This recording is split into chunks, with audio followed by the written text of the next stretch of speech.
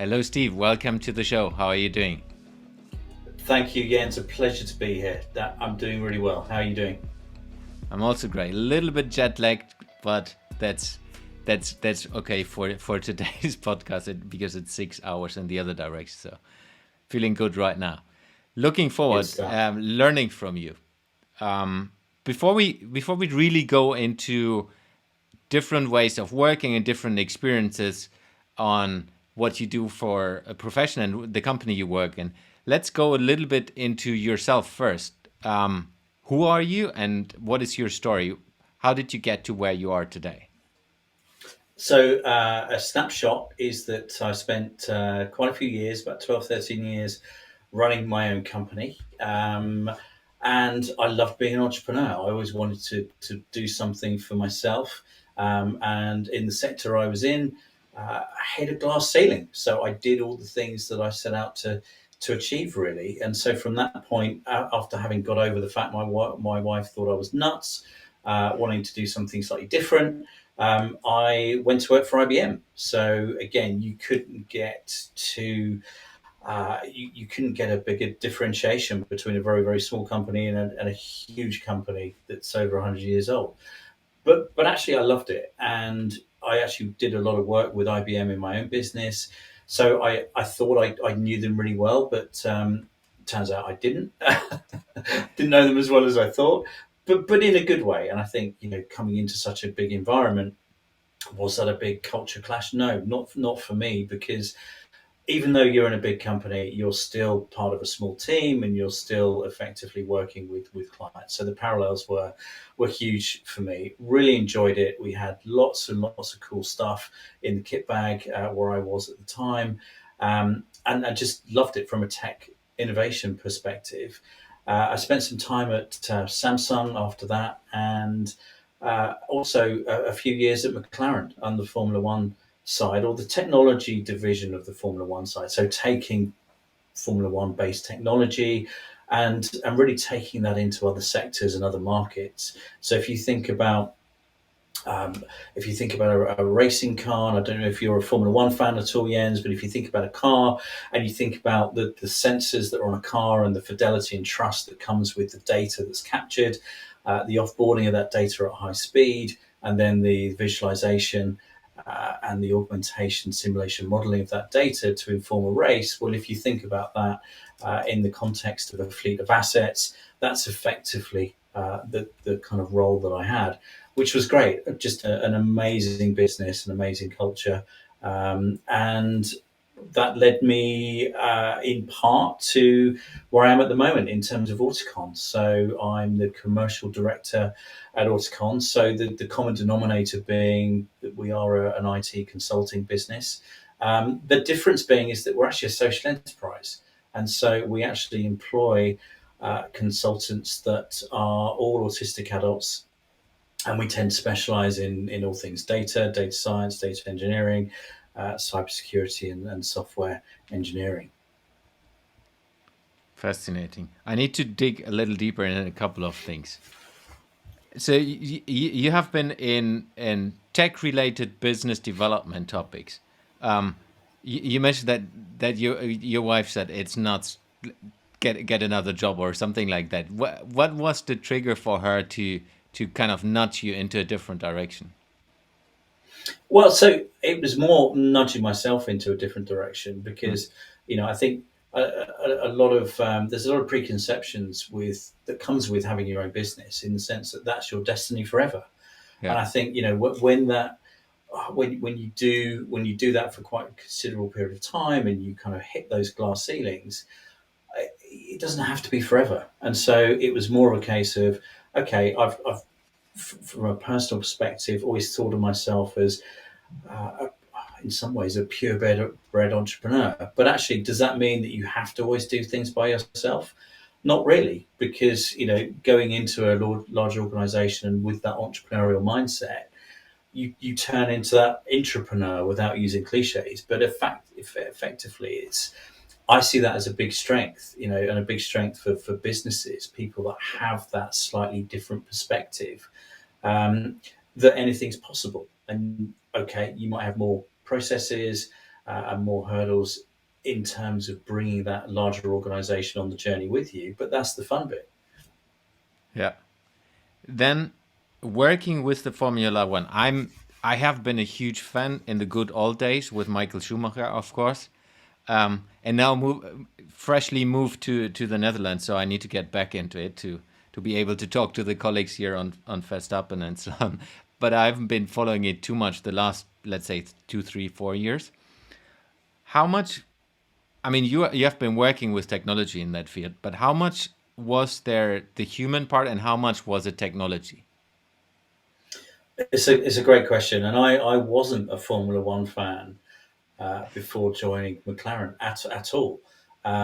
And I think I developed a really healthy respect and obviously understanding of what happens behind the scenes. I still wouldn't consider myself a Formula One expert, but I think from a technology point of view, what's great is that, and something I didn't necessarily appreciate beforehand, is that everyone is on a very level playing field when it comes to the rules and the regulations around the car and the design and the safety aspects and everything to do with the actual car. Where it really starts to differ is that intersection between the driver and the technology that actually propels the car, not physically, but actually the strategy that can propel the race in favor of that particular team and indeed that driver. So the understanding of the people within mission control and the pit lane and how that synchronizes to actually turn that data into real-time insights that are used by the race strategists is a fascinating concept.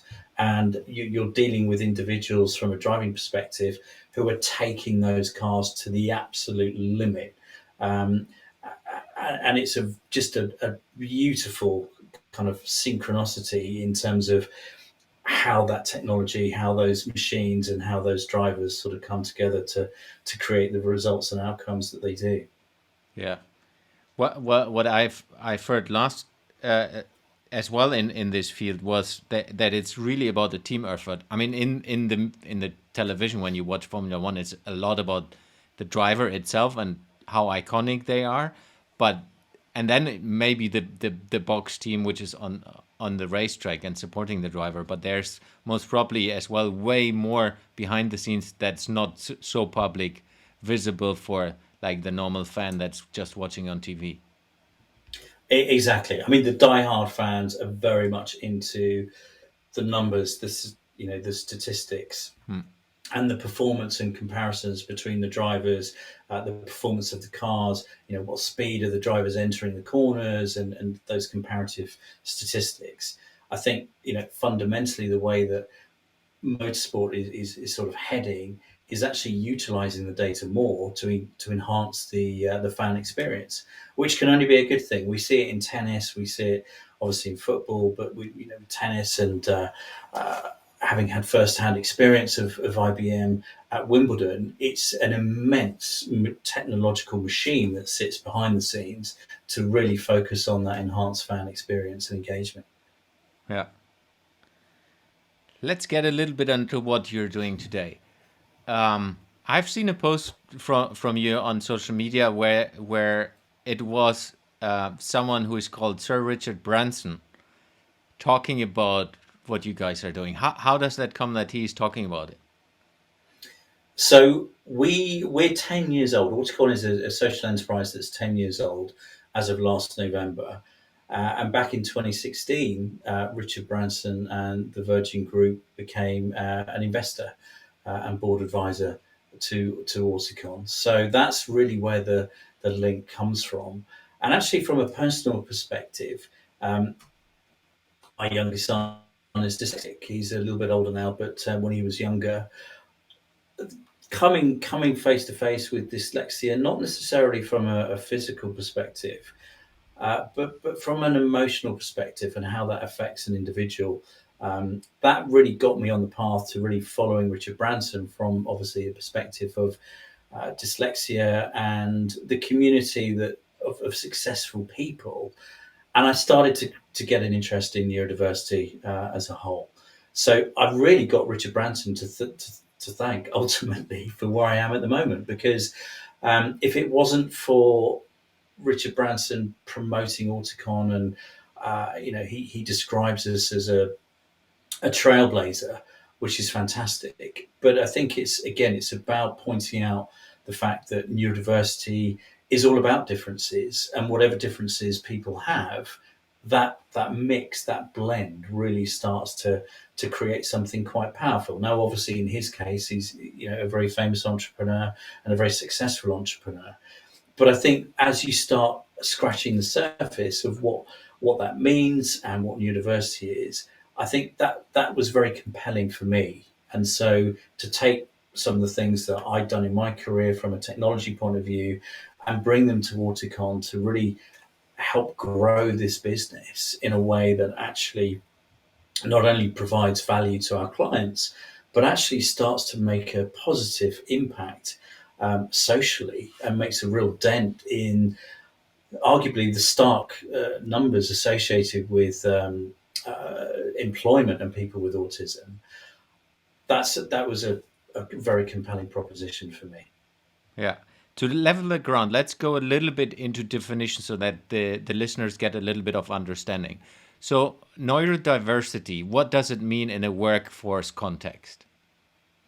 So neurodiversity is really a term that says that everyone varies in terms of neurocognitive ability. Everyone has talents, everyone has strengths and weaknesses. It's just that in some individuals, those strengths and weaknesses may be a little bit more pronounced. Um, Neurodivergent people tend to find some things very easy and other things incredibly difficult. So this may lead to an inconsistent performance at school or at work, as I was saying a second ago. But really, the term neurodiversity encompasses a range of neurodivergent conditions. So things like ADHD, dyslexia, autism, dyspraxia, and dyscalculia. So that's the umbrella term. Yeah. So, is it then including all the other topics like dyslexia and so on as well, not just autism? Correct. Yeah. Yeah. But then going back to the company, you're working specifically with people that have autism, right?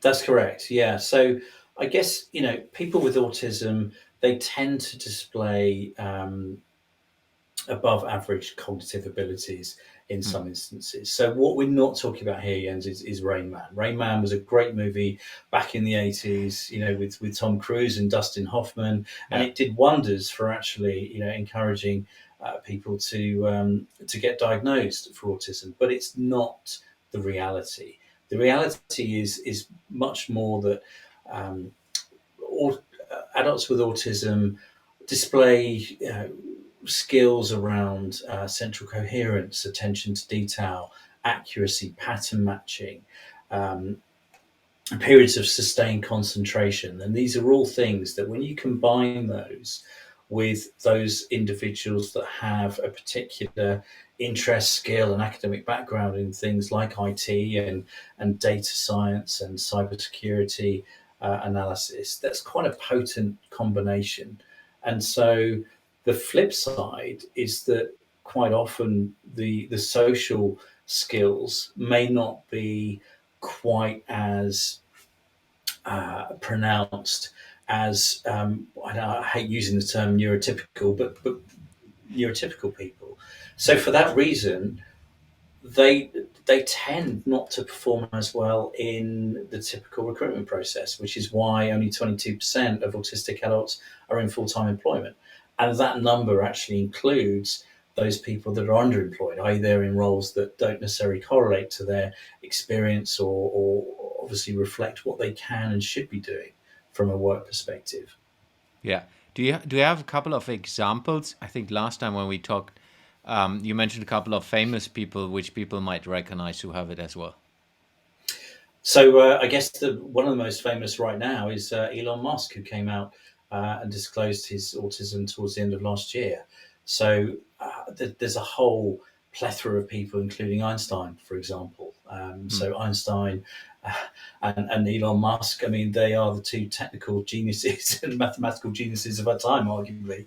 So, but I think the term autism spectrum tends to conjure up a kind of a linear a linear model in people's mind. I.e., at one end you will have someone that's maybe not that autistic, and at the other end someone that is very autistic. Now that's not the case. If you imagine a circle rather than a linear spectrum, so the circle would maybe contain some of the cognitive abilities that I mentioned a few moments ago, so error detection, pattern matching, but as well as that, we're looking at a scale from 0 to 10, emanating from the center outwards. And if you were to join those plot those scores, get a spiky profile. And that's much more representative of what autism is compared to what it isn't in a linear fashion. But I think the key point actually, Jens, is that if you've met one autistic person, you've met one autistic person, as is a common phrase used in our spheres. And that's very true. And I think it's no different to everyone being unique in their own skills and their abilities and their strengths and their weaknesses. Yeah.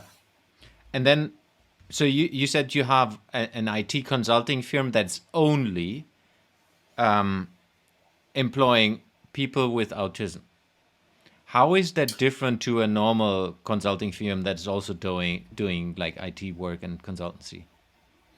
So I guess aside from the social aspect of effectively creating long-term employment opportunities for those people that may not get a chance and get an opportunity to really harness and fulfill their potential, we really act as that fear and risk mitigator, because we kind of sit in the middle there, Jens, by working with our clients to say this isn't a big scary thing. We take them on the journey and we take away that fear and risk, because there is fear and risk of doing the wrong thing or saying the wrong thing. So quite often it's easier to do nothing at all.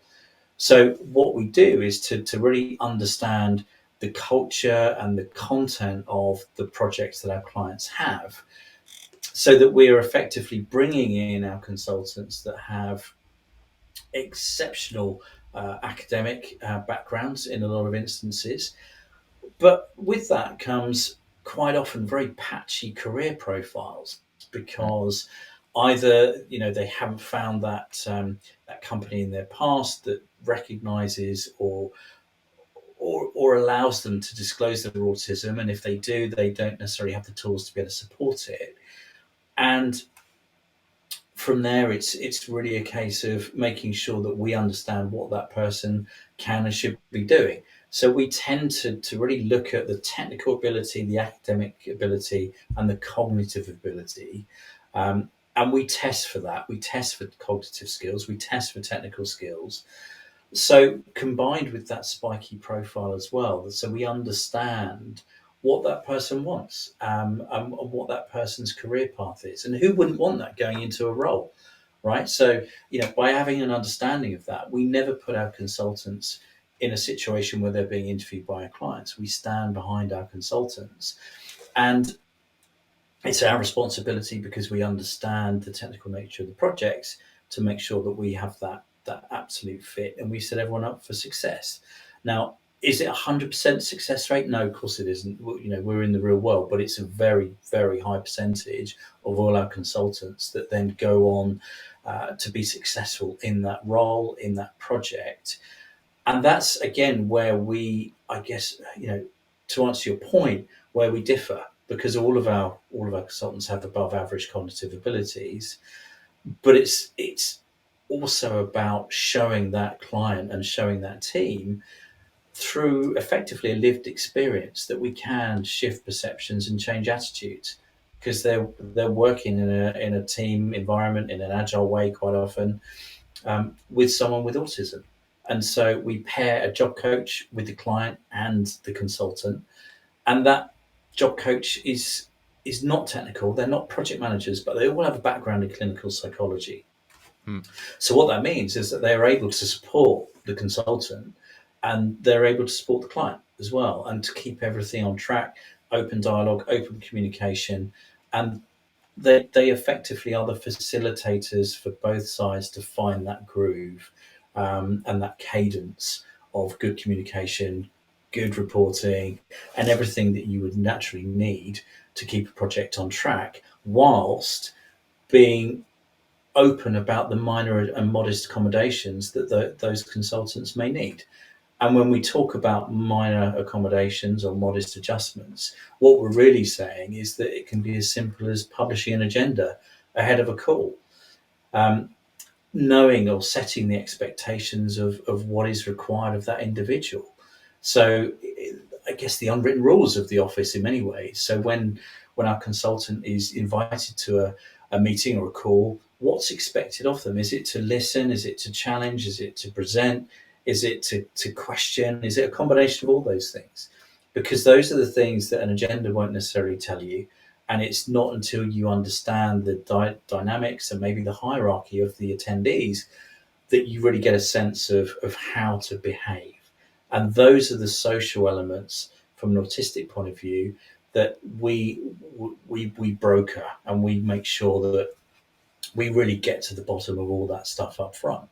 When our consultants join a project, for example, we create a pack. So we really create a timetable for what that person's going to be doing for the first 2, 3, 4 weeks. If they're going into an office environment, where do they go? Where do they sit? We do a workplace assessment so that we're not necessarily putting our consultants in an area with high traffic volume or noise or bright light, because along with autism comes hyper or hyposensitivities to light, sound, touch, for example. So it's making sure that we just reduce any aspect of potential anxiety.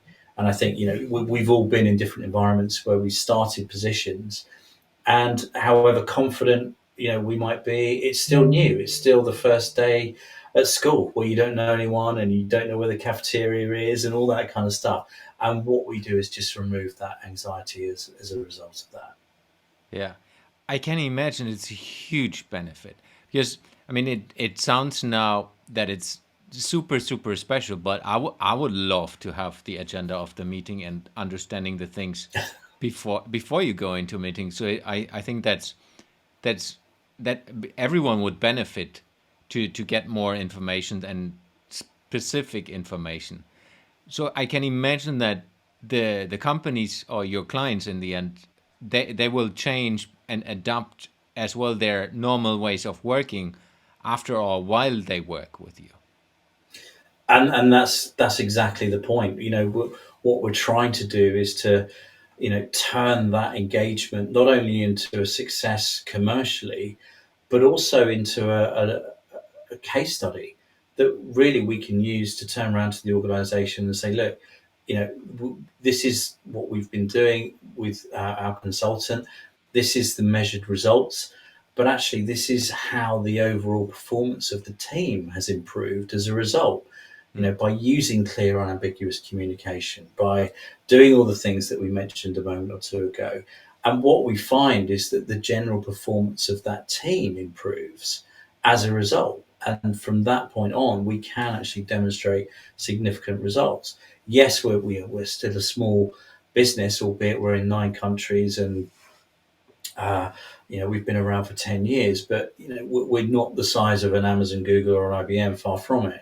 Yeah. That's not to say we don't have grand ambitions, but we're never going to be able to truly scale our business off the back of consulting engagements ourselves. What we really want to do is to work with organizations in parallel to those consulting engagements to really help them on that path to neuro-inclusivity, so that ultimately they can fly solo and they can actually be confident that they have a culture internally of disclosure, so that they can openly support, and they have the tools to support those neurodiverse individuals.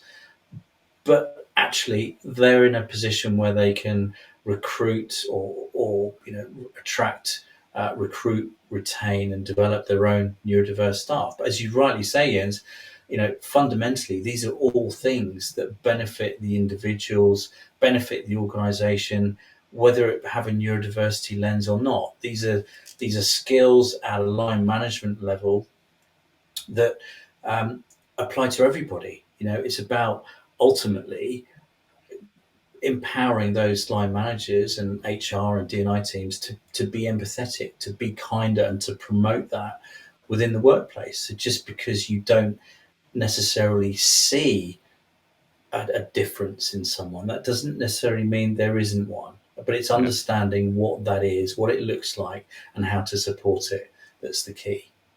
Yeah. I can imagine specifically for the leaders, because leadership, at least in a lot of organization, is still, from an educational perspective, is still neglected. The person that has performed best will get the next like leadership role. Most of the cases, it's still the case, and they haven't learned how do I be taking care of people and really engage with people from different backgrounds, different cultures. And I guess that specifically is something they will learn engaging with you, the person that has autism, but then as well with the job coach who is most probably coaching them in the same way while just working with them while fulfilling the tasks. Absolutely. I mean, a lot of large organizations, typically will promote on the basis of adding people management or line management to that individual. No one has necessarily taught them how to manage or how to be empathetic. And even in a culture which, may be, particularly commercially driven, is even more of a need maybe for that empathy and that kindness. And by actually using, the tools that we teach, it's applicable for all managers to be better and for leaders to be better. And so we target leadership teams, and the C-suite with some of our training, because we can demonstrate the commercial benefit, but actually the cultural benefit as well, which is becoming increasingly important for companies from a CCR perspective and their outlook and how they're perceived in the wider world. Yeah, in the end, everyone would like to work with the best talents in the world, and if you don't have a culture inside of the organization that people enjoy coming to work, it's not going to help on the long run. Absolutely, and that's a key point actually, Jens, because the best talent, comes in all different shapes and sizes, as we alluded to earlier. And Yeah, it's having that appreciation that, we've often heard probably the phrase that, that organization hires the same or a particular type of person. Well, if you hire a particular type of person, you're going to get a particular type of results. And specifically in technology, that is not conducive to an ongoing competitive or technological advantage. yeah. I was just talking the other day to a friend, and we laughed about a person that was in a very large organization in a leadership position that didn't fit to the company culture at that time, but has delivered enormous results inside of the company. And then one of the top managers was saying it's sad that we're not capable of enabling people who are not the way we all are to be successful in our business. This person left after delivering extreme success, changing a lot of things, which is impacting the business plus 10 years now, and was just not fitting in. And I think it's very, very sad to see that. And I mean, it's more than 10 years ago. But if the leaders would be more open at that time and saying, "Hey, we need to have diverse people and understand that in a different way," would be way more successful today. I'm pretty sure. 100%. Yeah. Absolutely. So how can maybe the listeners and companies learn this themselves? So one thing is, of course, engaging with you, and hiring you for IT consultant jobs. But if you give a couple of tips and ideas and things you have learned on the way, what are small things companies could do? So I think, ultimately, and whilst we'd love everyone to engage with us, at the moment we are in the field of IT. So, we don't necessarily, work with large retailers who have huge, staff numbers, in the retail floor space and in stores. And I think, some of the things that you can take from industry to industry and sector to sector really focuses around, that awareness and acceptance. And acceptance comes through education. So I think, it's really the job of the C-suite to embrace that diversity. Now, I think in terms of diversity, the D&I leads, or the HR folks within organisations are very cognizant of gender and ethnicity. But I think it's probably fair to say that neurodiversity has played a runner-up to that Yeah. historically. That is changing, which is great to see. But it is that groundswell of awareness and education, such that it's just about recognizing something and being confident to take that first step. There are, a lot of organizations out there, the National Autistic Society, for example, that work with employers to really get them onto that path of understanding. And I think it's about doing. It's not a box ticking exercise. It really Mm. isn't. It's about uh, that lived experience and making that culture into. It comes down to that culture of acceptance, and the spin-off benefits are tremendous, Jens, in terms of the effect that'll have on existing employees, and the tools that managers have to support not only neurodiverse staff, but all of their staff, all of their team members, whether they're going through personal circumstances, divorces, or just life challenges. That is what fosters a culture of loyalty and going above and beyond for your employer. And that's the kind of family type dynamic Mm. that if you wind back the clock 100 years or so, that's how many of the big businesses started, from that family perspective. And I think that's not a bad thing to think about going back to a little bit. Yeah, 100% agree. What I really like, and we haven't underlined that maybe enough today, when we talked last time in the preparation call, we talked about that it's very very competitive, your offer. So it's not that you can't compare yourself to the other consultants who do the same. So you're competitive from that perspective and prices most properly. But for me, it's even more important that the companies engaging with you and your colleagues, they will get the additional value you just talked about, which they most probably, I've worked in consultancy, don't get, because it's a consultancy flying in, giving you a lot of tasks, um, sending to you a couple of things, trying to sell more, and then leaving, and then in the end, the organization hasn't learned. And I think that's something which you bring on top as well, not just solving the problems that is IT related and moving things forward, is as well the additional topics where you bring culture and change and adapt culture from a leadership perspective and engagement, which I really really like. And that's for me already the social part, though that of course you have way more social parts. Exactly that. And I think, um, from our perspective, what we don't do is just parachute our consultants in and talk a whole kind of high level strategy. We're doers. Our consultants are doers, and so they have that technical expertise to physically engage, roll sleeves up, be a fundamental, you know, member of that team. But by bringing that depth of academic experience or technical experience, or indeed just that different perspective. A lot of our consultants are gamers. They consume technology in their spare time, so they have a voracious kind of interest in technology.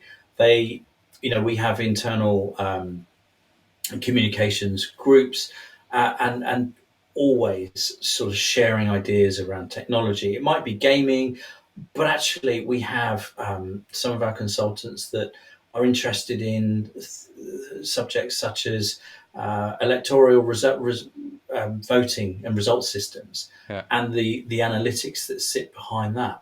And so when you have people that are so passionate about their subject matter, that spills over into their projects and their working life and capabilities, arguably maybe more so than others. Yeah. That are just doing a 9 to 5 job. Exactly. So closing the discussion around this topic, what is the best way to reach out to you and the company, to if someone is interested, where can they find out more about you? So head to our website, auticon.com. You can see more about us specifically in the UK at auticon.co.uk. Feel free to reach out to me at steve.hill@auticon.co.uk. We also have a podcast, which is about lived experiences. It's about stories. It's about bringing together experiences from our consultants, from our clients, but also people in different aspects of life, not just IT. So that podcast is called Auticon in Conversation, Autism in Conversation with Auticon. It's available on all major platforms. So check that out. It's something that you can listen to whilst running or in the car. And actually, it focuses on neurodiversity in the workplace, because I think that's our area of expertise. It's how we bridge that gap. Yeah. Now we'll put the links as well into the show notes so everyone can click through straight away. So, another topic, I would. Who is Jenny Manny? Tell us more about her. So this is a project that's been my kind of personal part of my personal development for quite a few years now, Jens. So I mentioned earlier on that my son was dyslexic, and when he was younger, when he was first getting diagnosed at a relatively young age, albeit he was at school. Obviously, I don't have the equipment and tools or experience to be able to help him physically with that, with the dyslexia, and we got him help for that. But what I wanted to do was to try and help get over that kind of anxiety that comes with it, in the sense of, approaching reading as a whole. And we're not even really talking about having to stand up and read in class, because that goes away quite quickly. But it's overcoming the anxiety of reading books, not necessarily just for studying, but for pleasure as well. So one of the things that we just started doing was to think, how can we solve this problem and have fun at the same time. So we came up with some story ideas. He was very involved. We came up with characters that were based on family members, and it developed from there. So fast forward a few years later, because the last thing I really wanted to do, it was the hardest thing I ever thought, or it's the hardest thing I've ever had to do, um, in terms of actually writing a book for full stop. But for kids, it's even harder. So we turned those initial stories, we matured them, we put the story arcs together, and really created something that we thought would be entertaining and educational for kids in equal measure.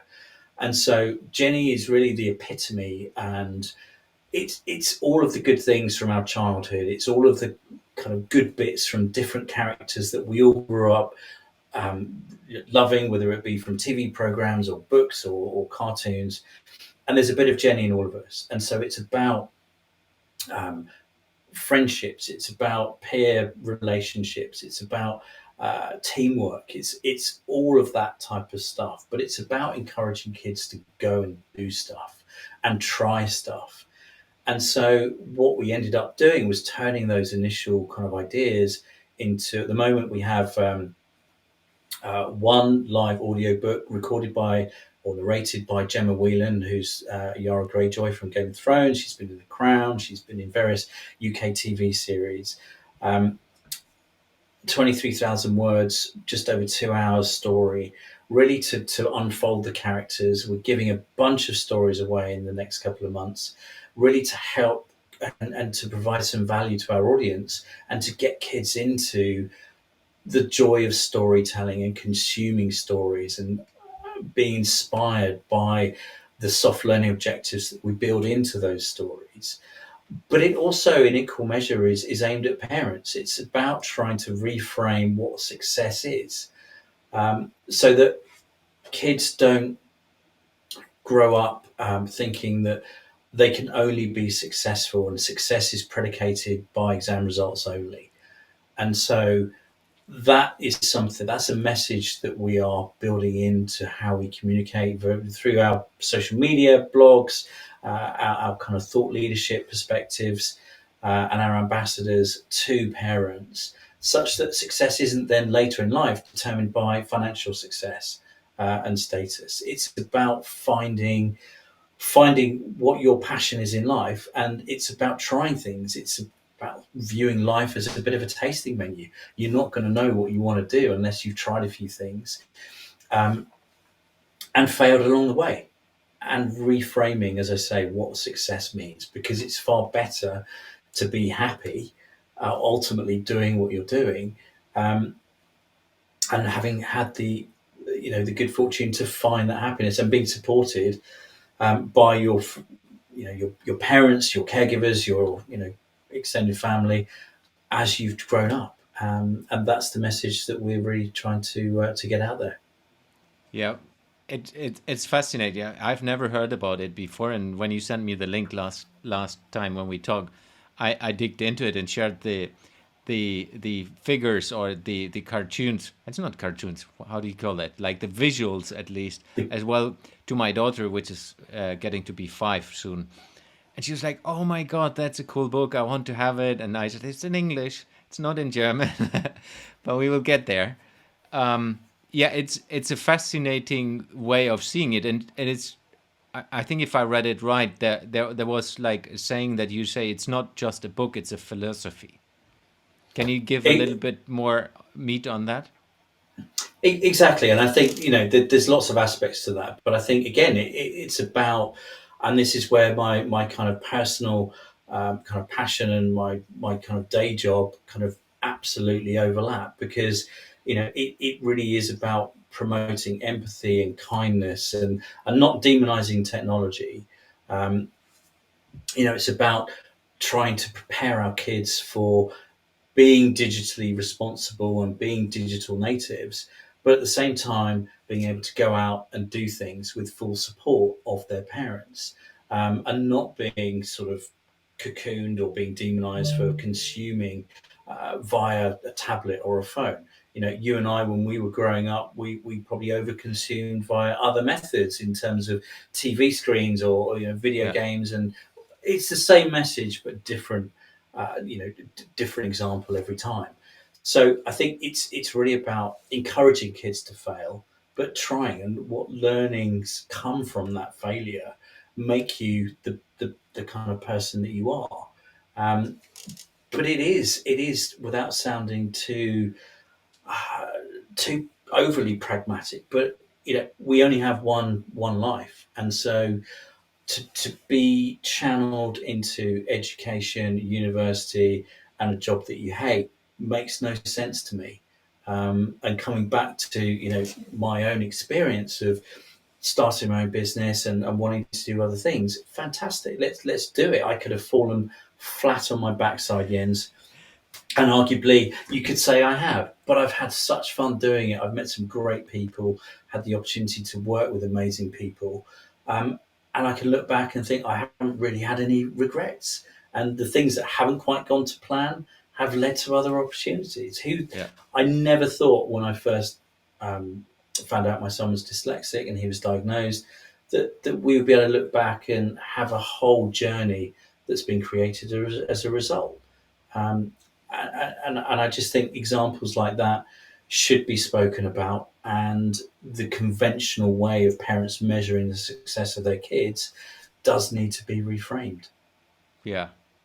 I really like the website, and I can highly encourage everyone to have a look at it. So it was jennymanny.com, right? That's it. So, and that's GENNYMANY.com for everyone who wants to go straight to to it. JENNY Yeah, MANY.com. Yeah. yeah, that was the German pronunciation.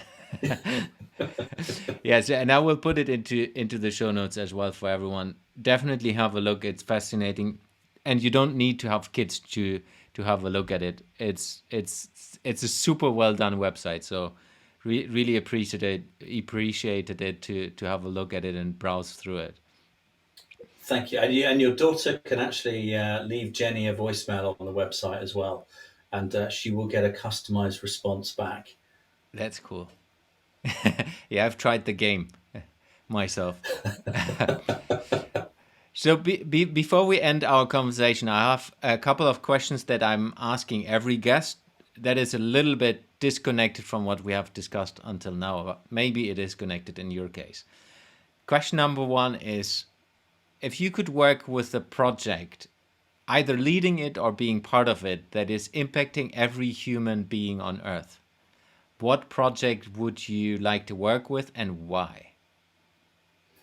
So we haven't rehearsed this, Jens, and it sounds like we have, because, and I'm not leaning on a super easy answer at all. But I think what I'm doing in my day job actually fulfills that criteria, because I think if we can, you know, if we can actually spread the message that there is no difference between any of us, we're all different, we're all unique, we all have strengths, we all have weaknesses, and because maybe someone doesn't adhere to our idea of what a person should be or should look like or what they should be good at, if we can change that narrative, that would be amazing. Because I think there are too many biases, prejudices in the world, and I think if we can strip that right back, everyone would be a lot kinder to everyone else, and there'd be more empathy, and we would all get on a lot better, which sounds totally ideological. But I think, there's got to be people out there that want the same thing. Yeah, agree. What advice would you give to a young innovator that's just getting started in their career? Just go and do it. Just go and do whatever it is that you want to get done. Find a way to do it. Bring people on your journey if you possibly can. It's execute, don't theorize, because that journey alone, even if there are some misfires or some hurdles, will create a slightly maybe different outcome, but it makes the journey a whole lot more exciting than if you don't execute and theorize. Yeah, can't agree more. It's so hard to fit into the corporate structures and into the parties, instead of kind of trying to figure it out. And if you're young, you definitely should do it. I agree. You've got nothing to lose. Even Yeah, if you have full starts until you're 30, there's yeah. still plenty of time. Even 40s. Ask me. Good. Last question. Where can people find you and how can people contact you? So you can find Auticon at auticon.com, and in the UK, auticon.co.uk. Feel free to reach out to me at steve.hill@auticon.co.uk. And for those interested in kids' books and stories and the whole philosophy, check out jennymany.com. Super. Steve, thank you very much for spending the time with me and having a fantastic chat. It was a pleasure to have you on the show. An absolute pleasure for me too. Thank you. Thank you. Thanks for listening to today's episode. You will find the links and resources in the show notes of this episode. If you would like to support the podcast, the most impactful thing you can do is subscribing to the show on any of the podcasting platforms and give me a review. This will help me to reach more innovators around the world and bring some of you into the show. If you have any question to the guest or want to engage with me, feel free to reach out to me on social media and contact me there.